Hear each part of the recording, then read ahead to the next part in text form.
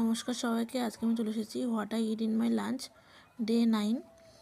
সবার প্রথমে এই যে ভাত আছে, তারপরে এই হচ্ছে পেঁয়াজ ভাজা, অল্প একটু পেঁয়াজ ভাজা রেখেছিলাম, তারপরে আলু সিদ্ধ পেঁয়াজ ভাজা দিয়ে মাখিয়েছি, আর একটুখানি পেঁয়াজ কলি, আর হচ্ছে একটুখানি মুসুর ডাল সিদ্ধ। তারপরে এই যে রসুন ফোড়ন দিয়ে পেঁয়াজ দিয়ে মুসুর ডাল গরম গরম। আর তারপরে কি আছে, তারপরে আছে ডিমের ঝোল। শীতের দুপুরে রোদে বসে খাচ্ছি। এই যে ডিমটা তোমাদেরকে একটু ভালো করে দেখিয়ে দিচ্ছি। এবার পুরো প্লেটটা একবার দেখে নাও।